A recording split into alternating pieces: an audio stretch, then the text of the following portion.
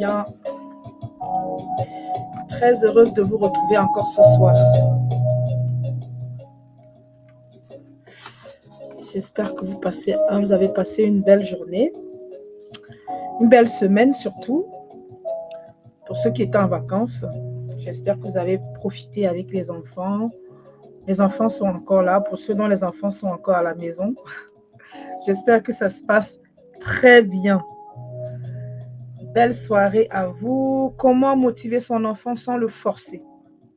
Donc, on va encore passer un excellent moment pour parler des enfants, pour parler de motivation, pour comprendre la notion de motivation chez les enfants. Comment est-ce que ça fonctionne et comment est-ce qu'on peut motiver notre enfant particulièrement pour l'aider. Hein? Si actuellement, votre enfant, si ça ne se passe pas bien, si c'est compliqué, si c'est dur, eh ben, c'est le moment. Installons-nous pour faire le point à ce niveau-là. J'espère que vous allez bien et que vous avez passé une excellente journée. Donc, avant de commencer, je vais aller inviter quelques mamans qui sont encore dans les coulisses. Si vous êtes là, installez-vous et dites-moi d'où vous me suivez. Faites-moi un coucou. Hein. Dites-moi que vous êtes là. Dites-moi que vous êtes là. Et nous allons avancer. Faites-moi un coucou. Dites-moi d'où vous me suivez. Nous allons avancer. J'espère que vous allez bien. Je partage le moment et on va commencer rapidement pour ne pas trop traîner étant donné nos obligations, chacune de nous. Alors, je partage rapidement. D'accord. Voilà. J'espère que vous allez bien et que vous passez un excellent moment. Je partage ça rapidement et on va avancer. Tac.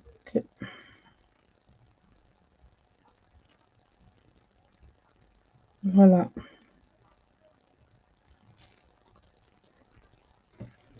Ok, bienvenue à toutes les mamans, bienvenue à vous, celles qui vont nous regarder un peu plus tard, bienvenue à vous aussi.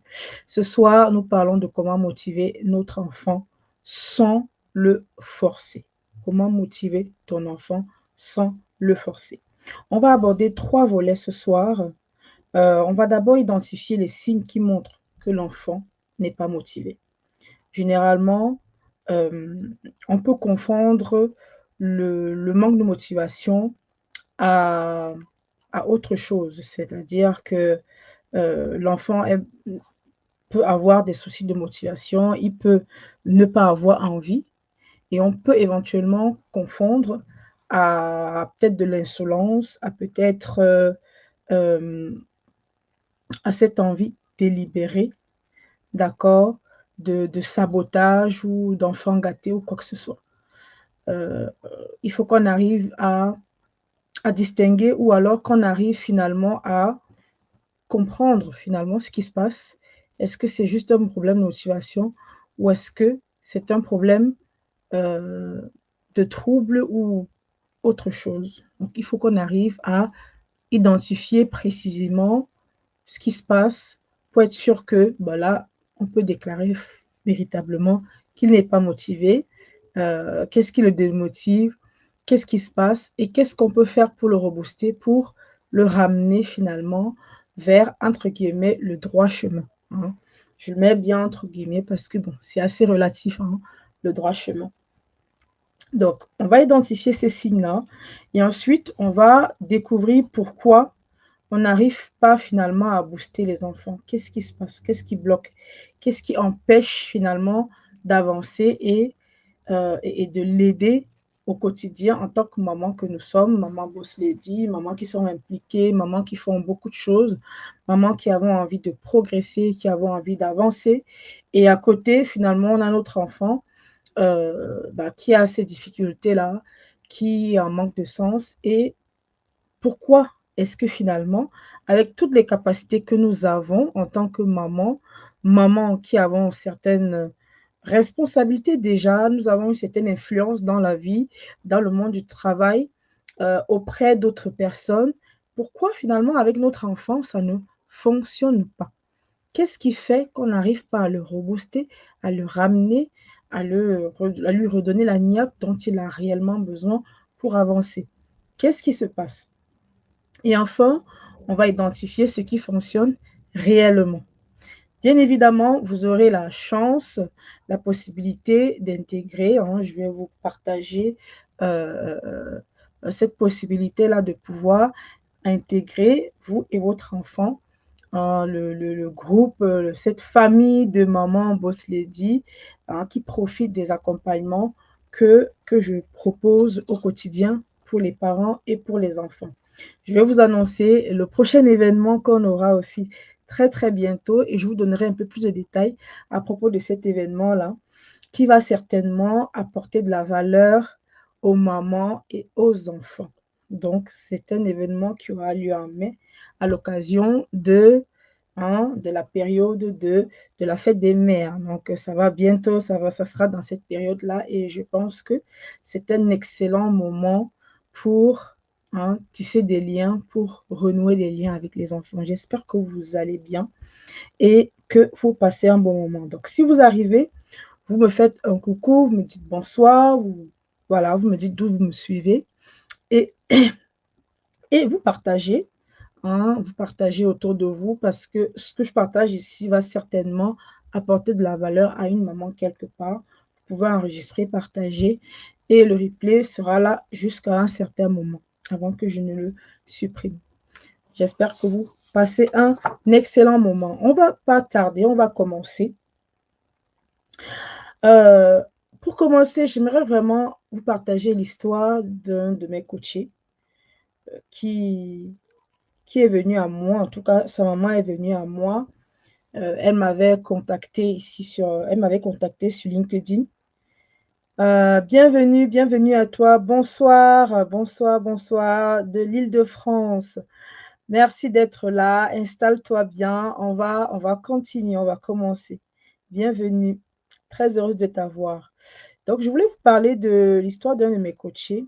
Donc, sa maman avait contacté sur LinkedIn et elle souhaitait véritablement que j'aide son fils parce que c'était un jeune garçon en sixième qui entrait en sixième. Bon, ils avaient déjà fait un trimestre.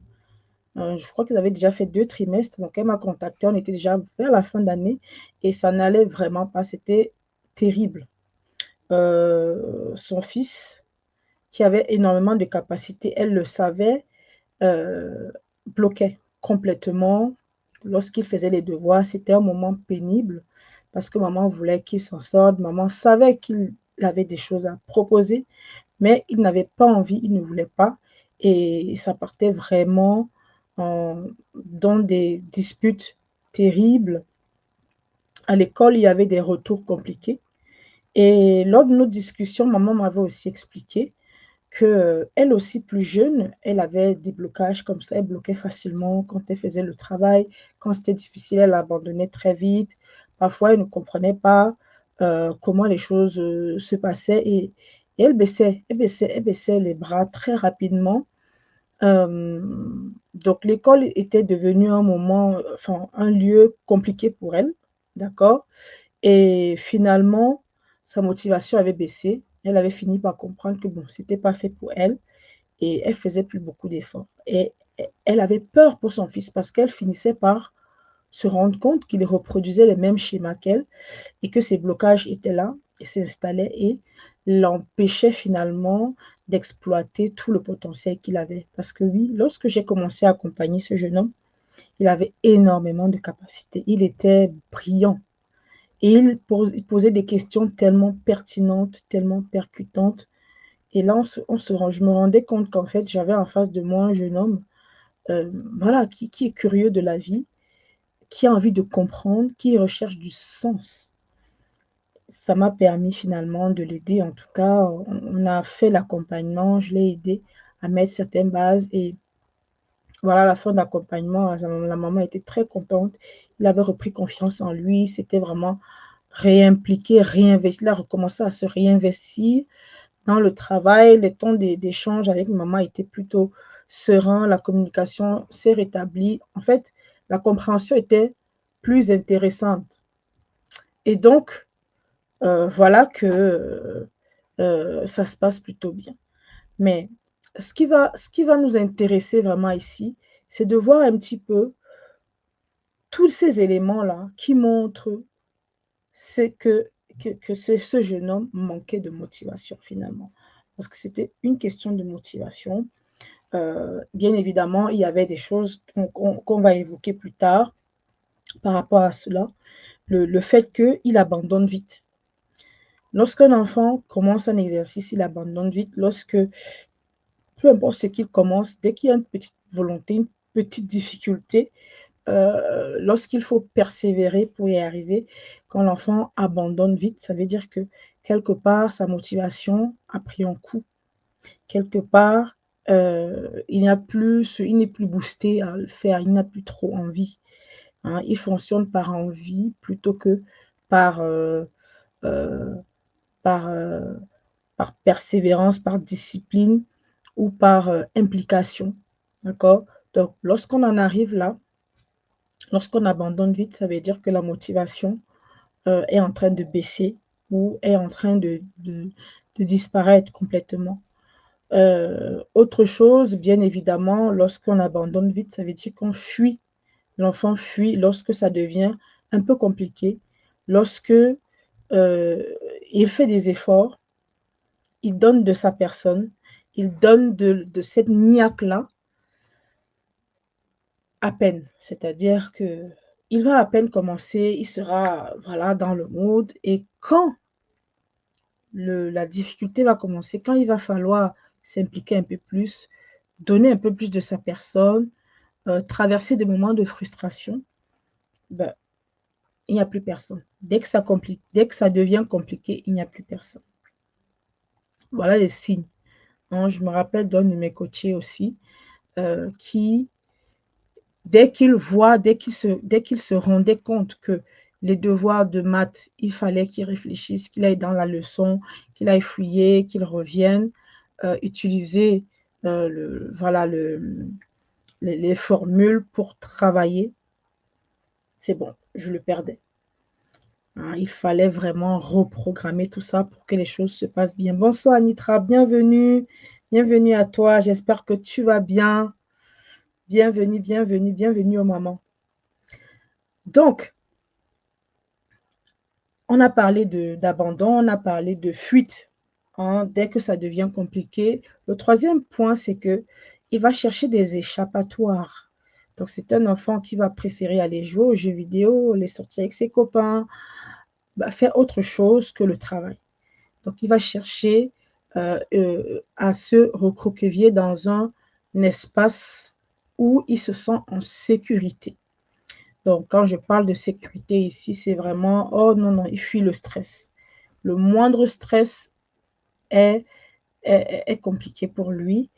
Et comme il considère l'effort qu'il va fournir pour avancer dans sa scolarité, pour avancer dans son travail, comme quelque chose d'intense, de stressant, bien évidemment, il va fuir. Donc, la motivation sera en berne parce que ces instants de stress, son regard ou bien sa perception du travail scolaire, tout simplement de sa perception de l'école de manière générale ou sa perception de l'effort de manière générale va subir un coup.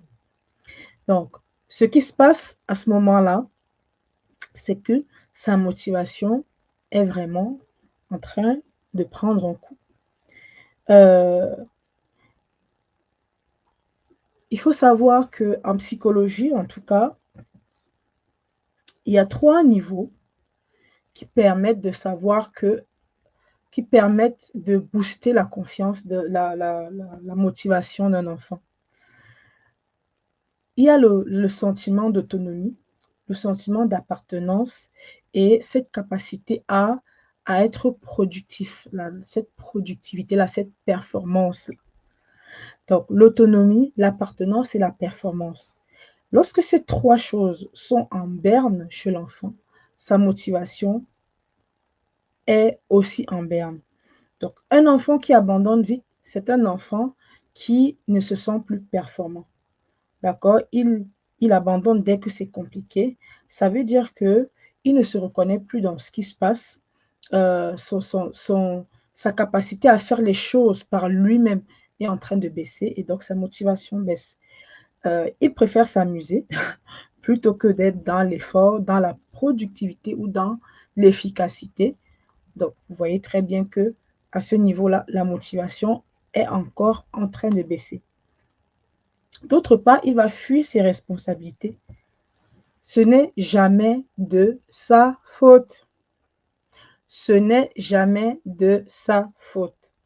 Donc, je pense que plusieurs mamans ici, donc pour celles qui verront même un peu plus tard, vous vous rendrez compte que votre enfant, à un moment donné, ou à plusieurs reprises, va pointer du doigt le professeur qui ne fait pas bien, qui n'explique pas bien.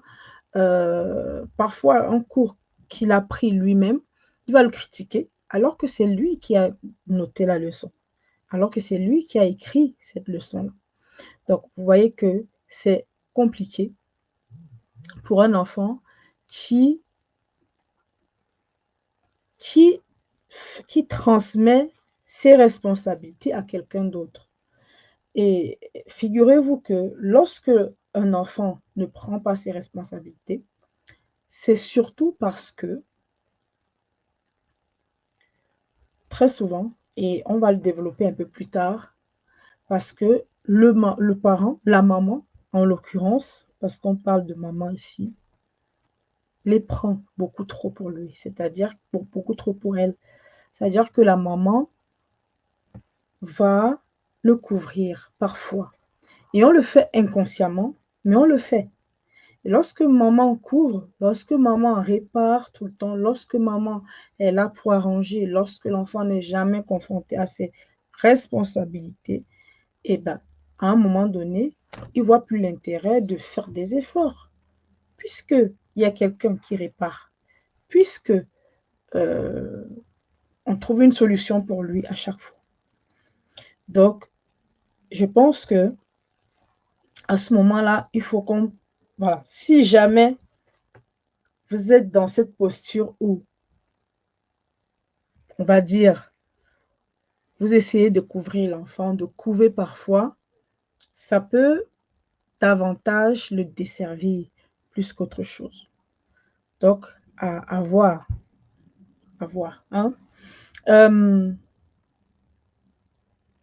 Très souvent à l'école, on voit bien hein, le bulletin qui arrive, les mots dans le carnet, les croix, toutes ces choses-là sont des signes que l'enfant est en train de baisser en motivation. C'est encore plus grave lorsque, quand il reçoit, c'est encore plus grave lorsqu'on observe surtout son attitude face à ses remarques. Quand il exprime, quand il éprouve soit du mépris, de l'indifférence ou bien une certaine agressivité vis-à-vis de cela, on peut comprendre que bon, voilà, il n'est plus il n'est plus impliqué et sa motivation a complètement baissé. Il ne se sent plus concerné par ce qui se passe. Donc, ça peut être problématique.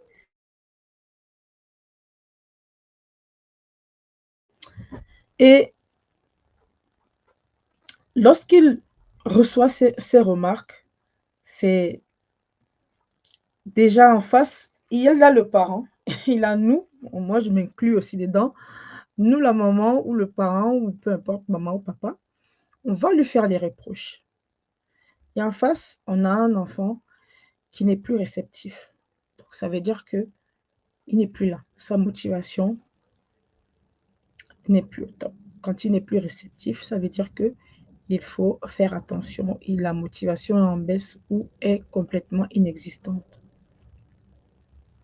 Alors, c'est ce que je fais avec ma dernière. Je la protège.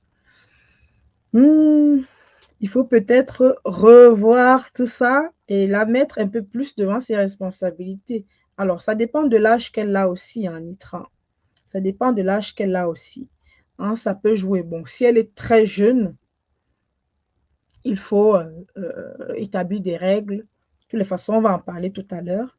Si elle est très jeune, il faut poser des bases, il faut établir des objectifs clairs et l'accompagner dans cet objectif-là. Mais sans la couver. Sans la couver. Parce que la couver ne va pas l'aider. Au contraire, elle va se laisser aller parce qu'elle sait que maman est là pour protéger.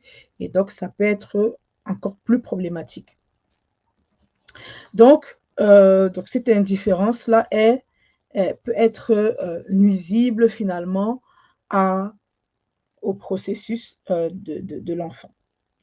Donc, voilà, nous voilà rendus à cette fin de cette première partie où on a vraiment mis l'accent sur ce qui empêche foncièrement en tout cas, ce qui montre, on va dire, ce qui montre qu'un enfant manque de motivation.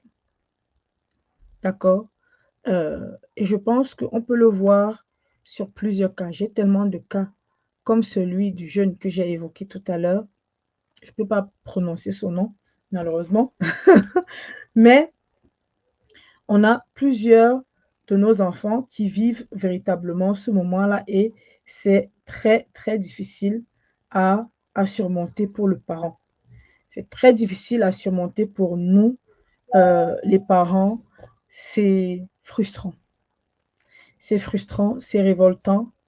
Et ce qu'on fait généralement, qui peut être, euh, qui peut empêcher encore plus, c'est-à-dire qui peut renforcer ce sentiment de démotivation, cette motivation qui est en berne, qui est en baisse.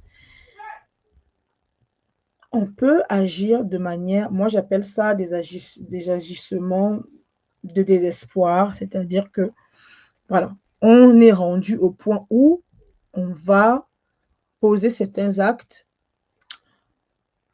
pour, pour déclencher des motivations éphémères ou des motivations forcées. Alors, ce qu'il faut savoir, c'est que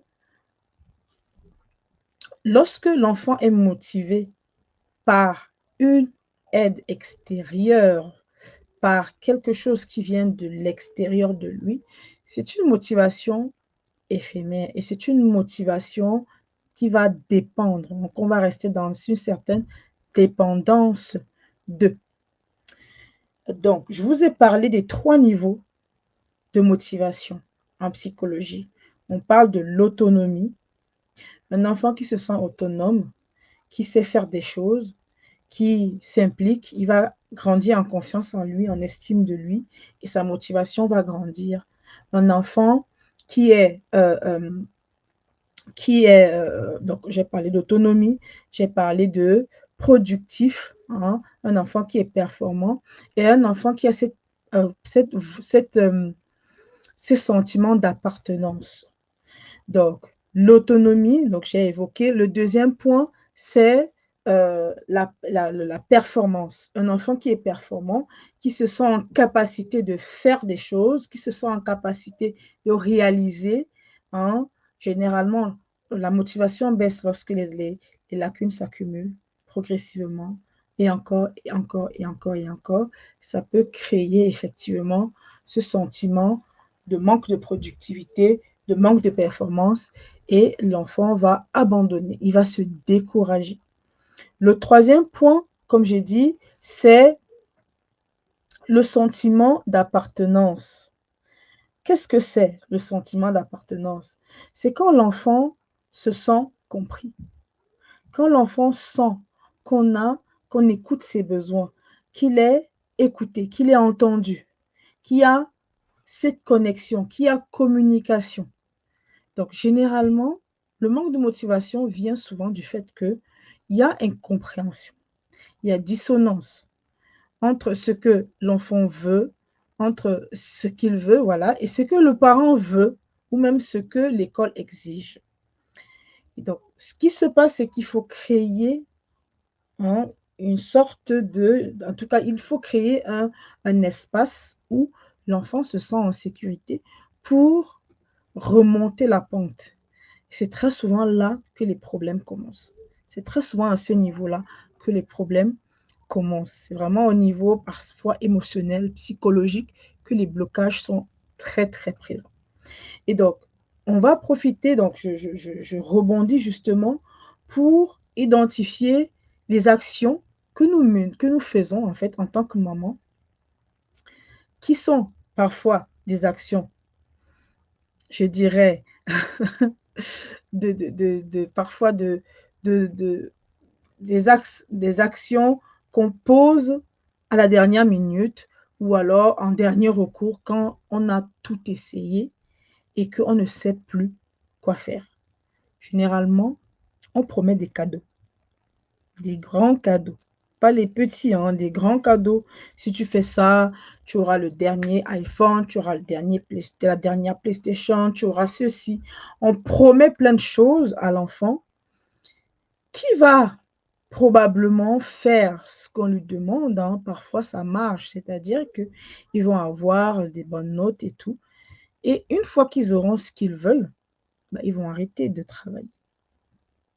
Donc, généralement, c'est comme de la pour le perlimpinpin, ça s'enflamme et après, il ne se passe plus rien. Dites-moi en commentaire si vous reconnaissez ce genre, si vous l'avez déjà essayé à un moment donné. Comment ça s'est passé? Est-ce que ça a fonctionné? Est-ce que ça a motivé votre enfant jusqu'au bout? Ou alors vous avez dû trouver d'autres astuces pour reproposer d'autres choses et là, ça devient un puits sans fond parce que on est parti sur une base de carottes, hein, avec le cheval ou l'âne. Donc, ce n'est pas forcément la meilleure chose. Ça peut fonctionner, mais c'est très éphémère, très éphémère. L'autre point, c'est que généralement, lorsqu'on décide d'accompagner notre enfant, au lieu de se concentrer sur son parcours de manière générale, on va se concentrer sur les matières. Alors, vous allez me dire que en classe, on évalue les matières, les maths, le français, l'anglais, et ainsi de suite, toutes les matières. On va dire à l'enfant, il faut être bon en maths, il faut être bon en français, il faut être bon en anglais, il faut être bon en ceci. C'est bien, d'accord. A priori, c'est une très bonne chose parce que l'enfant doit travailler ces matières-là pour réussir. Mais pour un enfant qui a besoin d'une vue d'ensemble, et je pense que la plupart des enfants, pour avoir accompagné déjà un bon nombre d'enfants aujourd'hui, les enfants ont besoin d'une vue d'ensemble. Oui, Anitra nous dit, alors, tu nous dis, non, pas vraiment, cette technique ne fonctionne pas toujours. Effectivement, cette technique ne fonctionne pas toujours et ça fait que l'enfant sera toujours demandeur. C'est-à-dire qu'il va grandir et garder ça en esprit. C'est-à-dire que ça va devenir une attitude parasite. Il va attendre qu'on le motive pour qu'il travaille. Il va attendre tout le temps que quelqu'un d'autre vienne lui donner cette poudre-là, cette énergie-là pour qu'il travaille. Or, l'énergie pour qu'il évolue est en lui déjà. L'énergie pour qu'il avance est en lui. Et c'est l'erreur qu'on fait souvent. Je n'ai pas essayé par contre, oui. Je pense que ce n'est pas nécessaire d'essayer la technique des cadeaux parce que c'est une méthode qui fonctionne de manière très, très éphémère. Vraiment, voilà. Donc, je disais que généralement, donc ça, c'est quelque chose que les parents utilisent aussi, c'est exiger aux enfants de réussir dans les matières. sans tenir compte du besoin global de l'enfant. Un enfant, par exemple, s'il ne réussit pas en maths ou en anglais ou en histoire, ça ne sert à rien d'aller prendre un soutien scolaire directement pour l'aider si on ne comprend pas le besoin global de l'enfant. Ça peut être un besoin d'organisation, il peut avoir besoin juste d'être organisé, qu'on l'aide à le faire. Il a besoin de trouver une bonne méthode de travail, il a besoin de connaître son fonctionnement. Il y a tellement de choses qu'il faut prendre en compte et généralement, on va lui dire non, non, non, toi, tu te concentres sur les maths. Il faut absolument que tu réussisses en maths parce que ton orientation arrive. Il faut absolument que ton orientation, qu'on t'oriente vers la filière, voilà, parce que nanana. Donc, le problème avec cette situation, c'est que l'enfant se sent stressé, bien évidemment, et il peut baisser, il peut abandonner parce qu'on ne comprend pas l'entièreté de son besoin, on ne le comprend pas de manière globale. L'autre point qui fait parfois qu'on n'arrive pas à l'aider, c'est que on compare notre mode de fonctionnement à celui de nos enfants. Oh, moi, à l'époque, alors ça pendant les rendez-vous, je l'ai eu, hein. Moi, à mon époque, avec mes parents, c'était comme ça, on se concentrait sur ça, il fallait faire ci, il fallait faire ça, mais je ne comprends pas pourquoi lui, aujourd'hui, mais avec toutes les facilités qu'ils ont, mais c'est pas possible. Je ne comprends pas pourquoi aujourd'hui, il fait comme ça, il fait oui. Oui, parce que tu as ton fonctionnement qui a été bien, où tu t'es senti épanoui probablement, où tu as réussi et voilà, tu as certainement le poste ou le travail que tu veux avoir aujourd'hui. Tu as certainement réussi dans ta scolarité et c'était plutôt bien, tant mieux. Mais attention, ton enfant n'a pas le même fonctionnement que toi. Ton enfant est né dans une période et même dans un environnement qui est différent du tien. Et tu ne peux pas comparer, tu ne peux pas vous mettre au même niveau. C'est absurde. Malheureusement, c'est comme ça. Et le parent, généralement, ou du moins la maman même, elle ne comprend pas pourquoi ça ne fonctionne pas pour son enfant, alors que elle, ça a fonctionné, le fait de se concentrer, de lui dire de persévérer, de se concentrer parce qu'il y aura un travail, voilà, un bon salaire. Donc ça, c'était sa motivation. Mais son enfant a besoin d'autre chose pour être motivé. Il a besoin de retrouver du sens, il a besoin d'interaction, il a besoin d'autonomie. Je vais vous donner les trois éléments psychologiques qui sont pertinents pour que la motivation d'un enfant soit au top. L'autonomie, le sentiment d'appartenance et la productivité ou la performance, si vous voulez. Un enfant qui a ces trois choses, il va être motivé pour avancer dans sa scolarité. Généralement, là où ça pêche, c'est au niveau du sentiment d'appartenance, très souvent. L'autonomie ou la performance sont les points où on va s'attarder, on va se concentrer, on va stresser notre enfant, alors que le point sur le sentiment d'appartenance n'est pas résolu.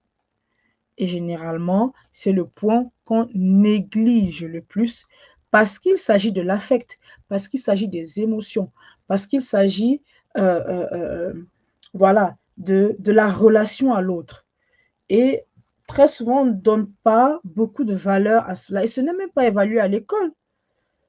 Est-ce qu'on évalue l'intelligence émotionnelle à l'école? Il n'y a pas de note sur l'intelligence émotionnelle. Donc, vous voyez que ce n'est pas toujours très valorisé. Ce n'est pas toujours, enfin, si c'est valorisé, mais pas autant que ça devrait l'être. Et donc, ça crée ça crée cette frustration-là un peu partout pour tout le monde et ces incompréhensions entre les parents et les enfants, malheureusement. Donc, juste pour qu'on essaye de se mettre un petit peu à la place de nos enfants, parfois démotivés. Je pense qu'il nous arrive, à certains d'entre nous, ou du moins même à nous tous ici, de nous sentir, de nous demander en tout cas pourquoi est-ce qu'on va travailler. C'est quoi? Qu'est-ce qui te motive à aller travailler? Pourquoi tu te lèves tous les matins, tu sors, tu travailles, ou alors tu te lèves tout le matin, tu fais un planning de ta journée, tu bosses, tu cherches tes clients, ou tu vas travailler pour un patron qui, à la fin du mois, bon, voilà. Pourquoi? Qu'est-ce qui te motive? Je pense que c'est un travail que nous devons faire même sur nous pour comprendre un peu nos enfants. Ils se lèvent le matin, ils vont à l'école. Pourquoi? En dehors du fait que c'est obligatoire pour un enfant. Pourquoi? Quelle est sa motivation? En quoi l'école va lui permettre de prospérer dans sa vie? Ce n'est pas évident, hein? C'est pas quelque chose qui est compréhensible de prime abord, surtout dans l'ère où nous nous trouvons, où il y a tellement de possibilités, tellement de distractions, tellement de choses qui font que on peut mettre l'école au second plan, malheureusement.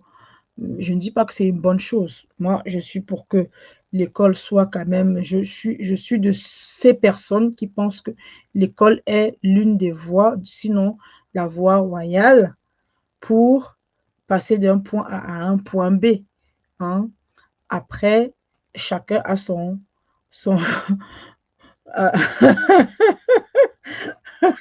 la tienne dira aucune motivation. D'accord, ok. Oui, c'est possible. C'est possible. Du coup, il faut s'asseoir pour savoir. C'est-à-dire qu'il faut bien s'arrêter à un moment donné et faire un peu le point sur tout ça, en fait. Il faut s'arrêter pour faire le point sur tout ça. C'est-à-dire que ça ne va pas de soi. C'est pas un claquement de doigts et bim, non, ça ne fonctionne pas comme ça. Si on se pose bien la question pour nous, on va se poser, c'est-à-dire que c'est quelque chose qu'il faut aussi, c'est un exercice à faire aussi avec son enfant. Pourquoi? Ça va l'amener où? C'est quelle pièce dans son puzzle à elle?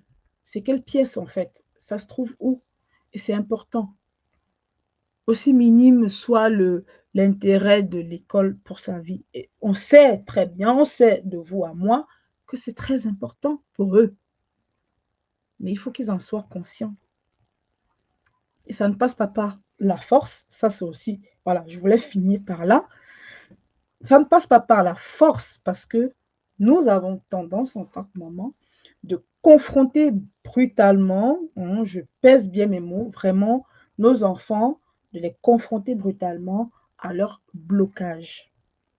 D'où la fuite, d'où la rébellion, d'où les mots dans le carnet, d'où parfois les insultes, d'où les disputes, d'où la rupture de communication, parce que on est dans la confrontation avec nos enfants.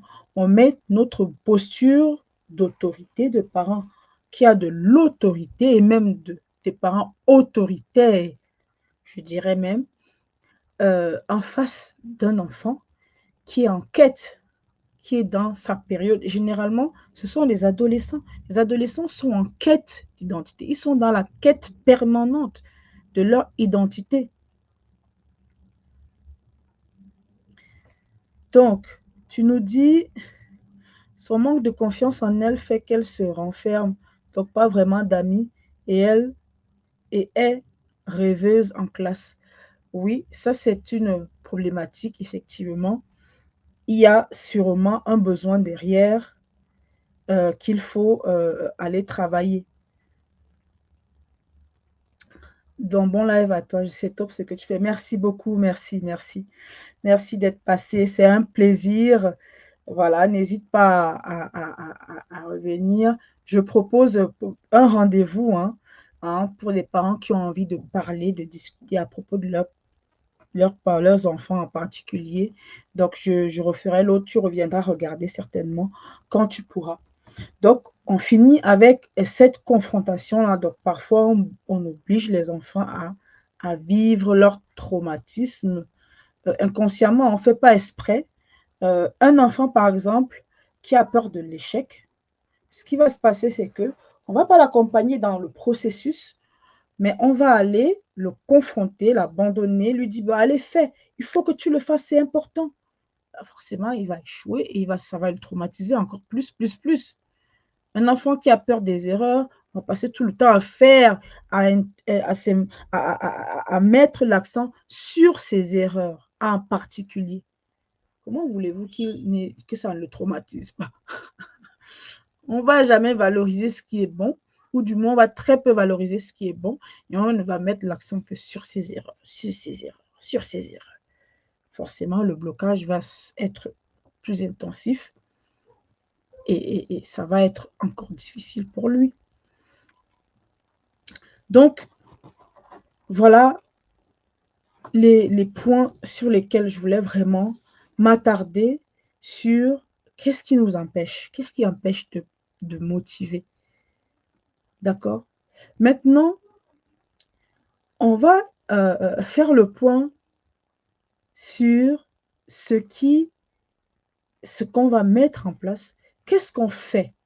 Puisque maintenant qu'on a identifié tous les éléments qui l'empêchent, qui font qu'un enfant n'est pas motivé, qui montrent qu'il n'est pas motivé, on a identifié ce qui empêche finalement de le motiver au quotidien, parce que c'est des choses que nous faisons, nous ne faisons pas attention, mais nous les faisons, d'accord, consciemment ou inconsciemment d'ailleurs.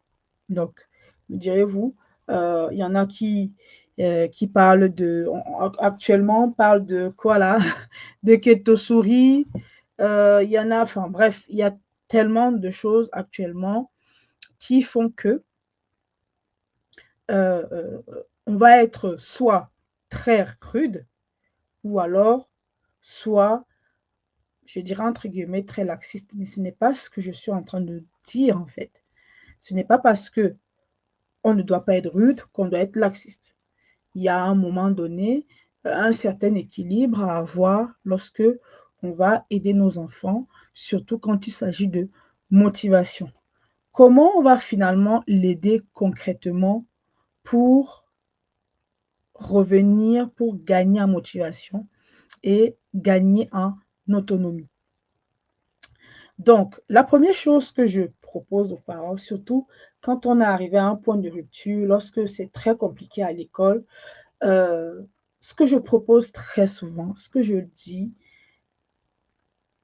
parce que vous êtes des mamans très impliquées, vous êtes des mamans occupées, vous êtes des mamans, vous travaillez, vous avez plein de choses à faire, vous avez tellement de choses à accomplir, vous avez certainement des rêves, vous avez beaucoup de choses à mettre en place et à côté, il y a votre enfant. Vous savez qu'il a besoin de retrouver cette niaque-là, de retrouver cette force-là, de retrouver ce boost-là.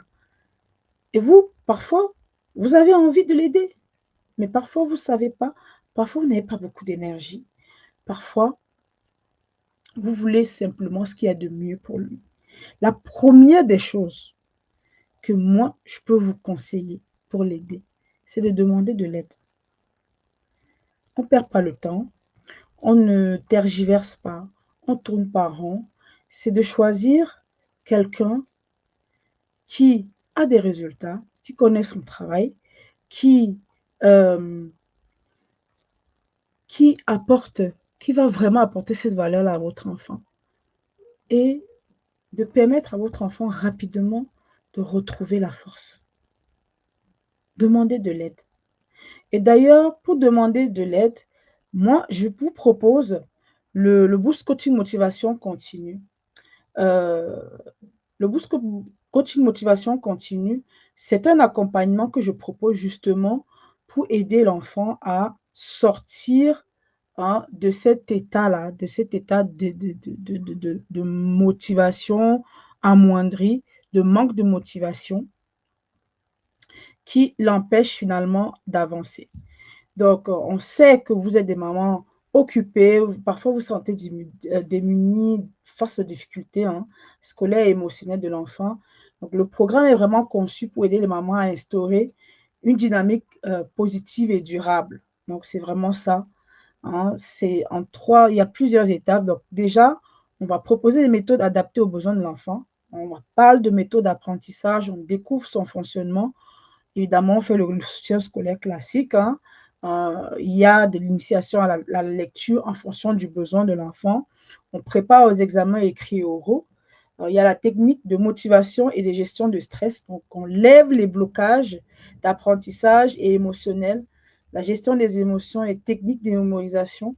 Il y a des outils pour renforcer cette confiance en autonomie. Donc, on parle de kit d'autonomie de parents et enfants, des outils coaching pour développer la confiance en soi et l'estime de soi. Donc, les accompagnements vont de 3 à 9 mois en fonction du besoin. Évidemment, c'est pour les enfants de 9 à 18 ans. Donc, il y a beaucoup de parents qui ont pris cette décision-là, dont je vous parle actuellement, de faire, de venir et de demander de l'aide sans perdre de temps. Et aujourd'hui, j'aimerais vraiment proposer à 5 mamans qui sont engagées. Donc, cette offre est valable jusqu'à dimanche. Donc, pour celles qui verront aujourd'hui et jusqu'à dimanche. Donc, j'ouvre un espace dans mon agenda. Vous avez 45 minutes de coaching offert avec moi, vraiment pour prendre le temps ensemble de parler du besoin particulier de votre enfant. Donc, pour l'avoir, vous commentez simplement cadeau et on viendra et je viendrai personnellement vous donner les accès. Donc, voilà. Euh, cet accompagnement est vraiment fait pour vous. Vous n'avez pas besoin de perdre du temps. Vous ne voulez pas, voilà, euh, passer le temps à utiliser 10 000 techniques, 10 000 astuces auprès de votre enfant pour au final, à un moment donné, finalement demander de l'aide parce que ce n'est pas évident. Mais n'empêche que j'ai quand même des choses que je peux partager avec toi vis-à-vis de comment l'aider. Déjà, demander de l'aide, comme je t'ai dit, ou encore identifier ce qui le motive. Je vous ai parlé, je vous parle tout le temps des profils des profils d'apprentissage. Les profils d'apprentissage, c'est un outil, en tout cas, c'est un outil qui a été testé par plus de 3000 établissements, par pas des professionnels, des psychologues. Donc, c'est un outil qui a été testé, qui a été validé et qui permet d'identifier trois niveaux, en fait, trois niveaux de comportement par rapport à l'enfant qui est en apprentissage. Donc, il y a le niveau de la compréhension. Donc, ça permet de savoir comment l'enfant comprend la leçon. Ensuite, il y a le niveau de motivation, permet de comprendre comment l'enfant, qu'est-ce qui motive l'enfant à travailler, à s'impliquer. Et enfin, il y a l'identité, d'accord, le comportement de l'enfant. À ce niveau-là, on identifie les différents blocages de l'enfant. Oui, j'ai fait à ma fille. Oui, il est excellent, je l'ai fait à ma fille. En tout cas, j'espère vraiment, vraiment qu'il t'a aidé. N'hésite pas à venir vers moi pour qu'on fasse le bilan ensemble parce que j'offre le bilan et ça permet vraiment de mieux comprendre encore ton enfant et identifier les blocages qui l'empêchent voilà, d'être vraiment en confiance avec elle-même. Donc c'est cet outil-là qui permet au niveau de la motivation de comprendre.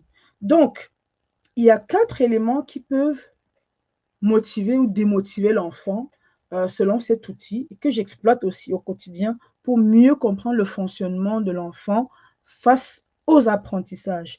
Parce que la motivation, lorsqu'on sort ou lorsqu'on fait autre chose, c'est vraiment différent. Mais lorsqu'on parle d'apprentissage, lorsqu'on est dans l'acte d'apprentissage, c'est un outil très important. C'est un outil qui va vraiment permettre de comprendre le fonctionnement de ton enfant. Il y a 4 niveaux. En tout cas, il y a 4 éléments, il y a 4 questions que l'enfant se pose en boucle, consciemment ou inconsciemment, lorsqu'il veut apprendre. Il y a des enfants qui vont se demander s'ils vais-je apprendre. Voilà la question qui va tourner en boucle. Est-ce qu'il y a des choses c'est un peu comme du grignotage. Est-ce que je vais découvrir de nouvelles choses? Ce sont des enfants qui sont friands de nouvelles idées, qui sont friands c'est des enfants qui seront toujours là à vous demander: «Mais qu'est-ce qu'on fait maintenant? Qu'est-ce qu'il y a à faire?» Ils seront friands d'apprentissage, hein. Ces enfants-là, bon, ça, c'est vraiment des profils d'élèves qu'on appelle des élèves, entre guillemets, «des élèves scolaires», hein, qui aiment l'école, qui aiment s'impliquer, qui sont là et puis, bon, peu importe la raison pour laquelle ils sont là, bah, tant qu'ils apprennent de belles choses, je précise bien, tant qu'ils apprennent de belles choses pour eux, ils seront très contents d'être là. Donc, ce sont des profils vais-je apprendre. Nous avons aussi des profils avec qui? Alors, les profils avec qui? Ce sont des enfants qui ont vraiment un affect particulier. Ça veut dire que si ça se passe bien avec le prof ou la maîtresse, si elle est gentille, elle est avenante, elle est à l'écoute, voilà, si elle fait des cours ludiques, agréables, tout va bien. On est dans le meilleur des mondes. Vous aurez votre enfant qui est dans le profil avec qui il sera heureux dans sa scolarité, il sera motivé parce que voilà, ça se passe bien, la prof elle est gentille, elle est avenante, elle est impliquée avec ses élèves, elle est drôle. Là, votre enfant va apprendre. Il ne va pas se demander, il ne va pas poser plus de questions que ça. Tant que ça se passe bien, il va s'impliquer. Ensuite, il y a des enfants et je pense que, je dirais, plus de, je dirais 80% des jeunes que j'ai accompagnés ont ce profil-là de motivation, c'est quelle utilité? Ça, je crois que c'est la question que tous les parents, du moins la plupart des parents, ont déjà entendu. Ça sert à quoi? Bah, ça va me servir à quoi? Alors, ça sert à quoi? Il est très subjectif, hein, selon chaque enfant. Il y a des enfants qui vont demander l'utilité par rapport à leurs besoins du moment. Aujourd'hui, je discutais encore avec l'un de mes, l'un de mes élèves. D'accord, je t'en prie. Je discutais encore avec l'un de mes élèves, l'un de mes coachés, et il me demandait, mais Jocelyne, comment on fait pour retenir les dates? Parce qu'il avait du mal en histoire. Et je lui ai demandé, est-ce que tu vois l'intérêt d'apprendre l'histoire? Il m'a dit non. Je ne sais pas pourquoi on apprend l'histoire, ça ne sert à rien. Je lui ai dit la géographie. Et qu'est-ce que tu penses de la géographie? Il dit, mais la géographie, c'est bien parce que je peux vérifier. Parce que la géographie, bah, quand on parle de montagne, quand on parle de population, quand on parle d'urbanité, quand on parle de tous ces termes-là, et qu'on explique le sens, il peut vérifier au quotidien. Il le vit, il expérimente. Et il trouve du sens. Alors qu'en histoire, bah, c'est des trucs qui sont passés, c'est des choses qui ne reviendront jamais. Il ne voit pas pourquoi on lui impose d'apprendre ça. Donc, je lui ai dit en fait que ton souci, ce ne sont pas les dates, parce qu'en maths, il est en as. Hein. Il est très bon en maths. Ton problème, ce ne sont pas les maths. Non, n'importe quoi. Ton problème, ce ne sont pas les dates. Ton problème, c'est juste que dans ta tête, ça tourne en boucle sur le fait que l'histoire, tu te poses la question de l'intérêt de l'histoire. Ça sert à quoi? Donc forcément, ton cerveau a intégré le fait que l'histoire ne sert à rien. Pourquoi est-ce que je vais me donner du mal pour te retenir toutes ces dates? Donc, voilà. Et lorsqu'on a pris le temps, d'avoir cette conversation, ben, il est allé, il a vraiment pris le temps de comprendre. Bon, il a fallu, bon, je lui ai expliqué un petit peu l'intérêt de l'histoire par rapport au fait que les choses peuvent évoluer. L'histoire nous permet de comprendre le monde dans lequel on vit et ceux qui vont venir après nous, ils vont apprendre ce que nous vivons aujourd'hui pour comprendre ce qu'ils vivent au quotidien. L'histoire permet toutes ces choses-là. Bon, c'était un peu plus long que ça, mais en tout cas, il a fallu prendre le temps de mettre les bases sur l'intérêt de la matière pour que les autres finissent par se débloquer. le fait de retenir les dates. Sinon, il aurait beau apprendre les dates avec tous les événements, tout. Tant que ce problème de blocage sur quelle utilité n'est pas résolu, tout le reste n'aura aucun intérêt. En tout cas, ça ne sera pas validé pour la suite. Donc, il y a le troisième niveau sur le où ça se situe. Où ça se situe, c'est assez subtil parce qu'il y a des enfants, ils ne sont pas très nombreux, mais ils existent, qui ont besoin d'une vue d'ensemble pour travailler. Ils ont besoin d'un plan clair. Il ne faut surtout pas sortir de ce plan parce qu'ils se perdent complètement. Quand, par exemple, le prof arrive et il dit on va faire telle chose, ensuite on va faire telle chose, il faut vraiment qu'il respecte. Mais nous savons très bien que on peut pas commencer sur un sujet et après ça peut partir sur un autre sujet. Après, on revient ici, en arrière, on repart. Et ces enfants-là sont complètement perdus.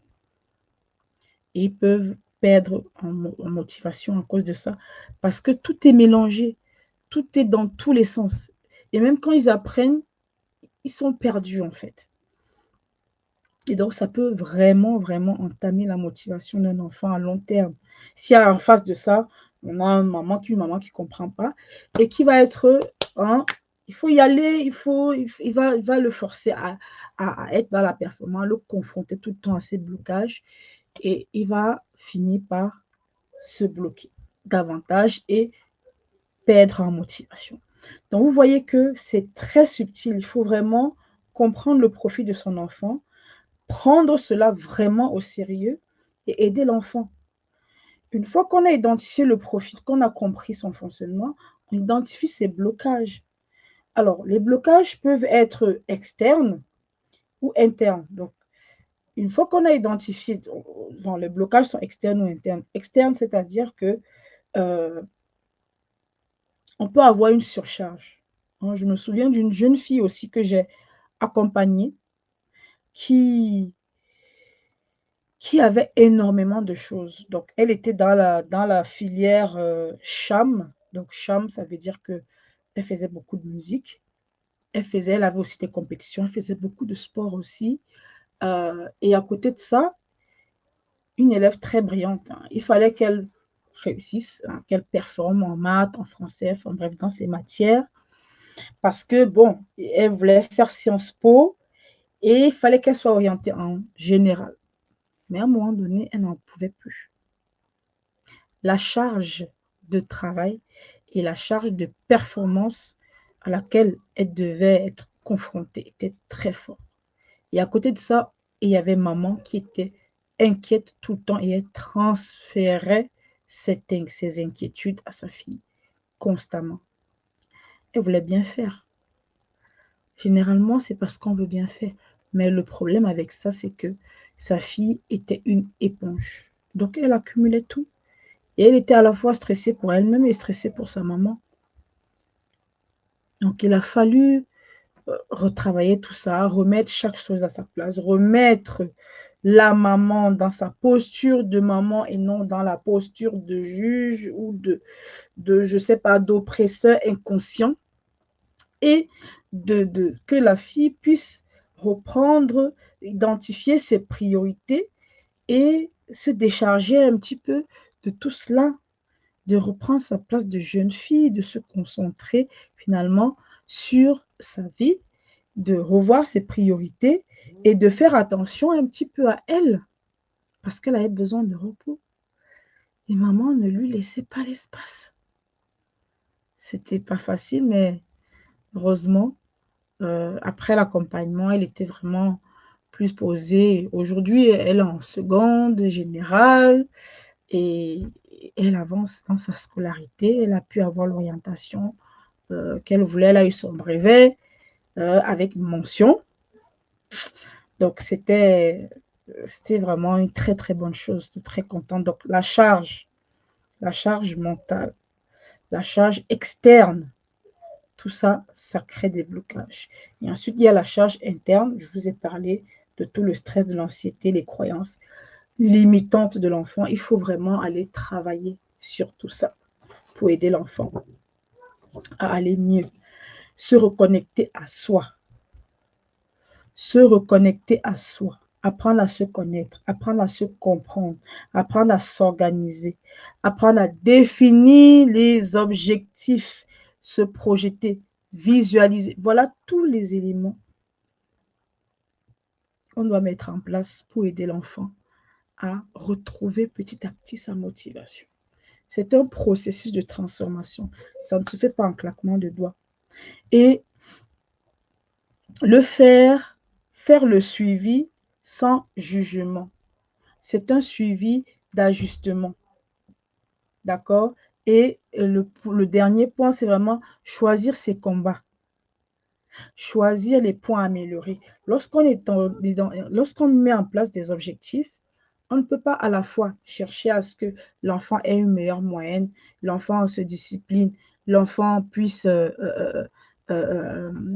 en même temps travailler sur ses émotions, travailler. On ne peut pas avoir 10 000 objectifs. C'est un pas. C'est un pas à la fois. Une fois qu'il a pu remonter la pente sur un truc, par exemple, sur le fait d'être discipliné, retourner à l'école un peu plus régulièrement, faire son travail un peu plus régulièrement, on va rajouter petit à petit. La motivation, c'est comme un travail, c'est un peu comme la confiance en soi dont je parlais la dernière fois. Ça se travaille. Ça se travaille pour que l'enfant gagne en motivation, se rebooste. C'est un processus avec beaucoup de patience, beaucoup de bienveillance pour l'aider à revenir. Donc, je vous encourage les mamans à l'aider vraiment à sortir de ce moment difficile. Et d'ailleurs, pour sortir des moments difficiles et créer, donc je vous ai parlé de 3 éléments pour que la motivation soit intéressante. Pour créer des moments où le sentiment d'appartenance, parce que je vous ai parlé de ces 3 niveaux pour que la motivation soit intéressante. Il y a l'autonomie de l'enfant, il y a la performance et le sentiment d'appartenance. Dans le sentiment d'appartenance, il y a cette notion d'établir la communication, parce que généralement, il y a des ruptures. Je pense que plusieurs ici, on peut comprendre. Et quand il y a des ruptures, après, c'est compliqué. Alors, comment rétablir la communication? Pour ça, j'aimerais vraiment vous inviter à cet événement, un événement unique en présentiel sur Paris le 31 mai, où j'invite vraiment les mamans et enfants. Donc, c'est un atelier maman-enfant sur les 5 clés fondamentales pour mieux communiquer avec son enfant. Donc, je t'invite vraiment à venir à cet événement-là pour passer des moments de qualité avec l'enfant, de complicité. Voilà, je vais vous partager un petit peu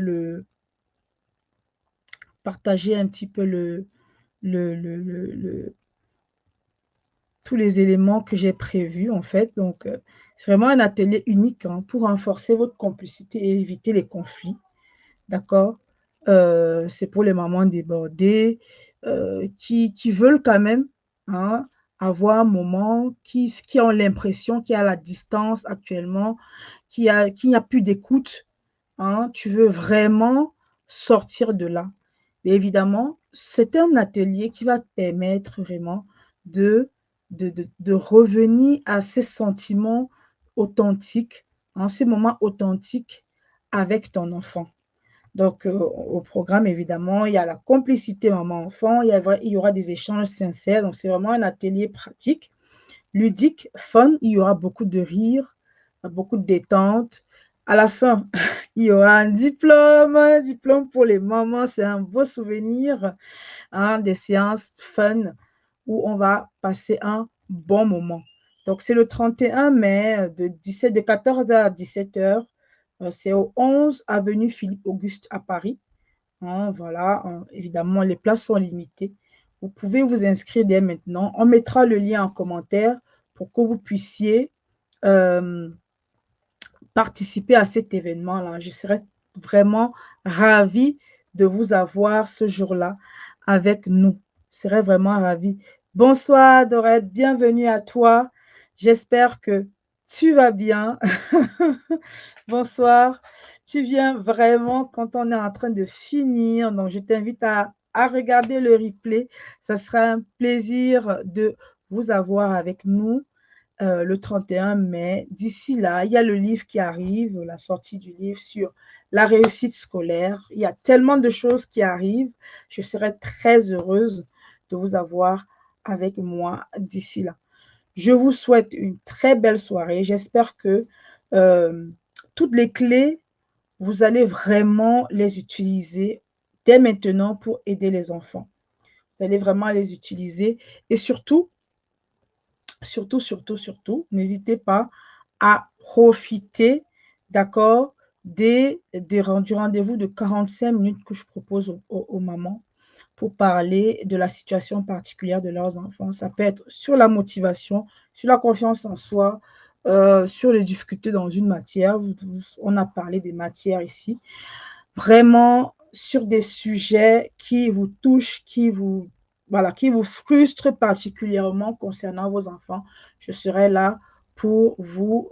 C'est réservé à 5 mamans uniquement. Donc, premier arrivé, premier servi. Vous commentez juste cadeau et je viendrai vous prendre contact avec vous pour qu'on puisse échanger. Ça sera un plaisir. Je vous souhaite une excellente soirée et on dit à très, très bientôt les mamans. Bonne soirée.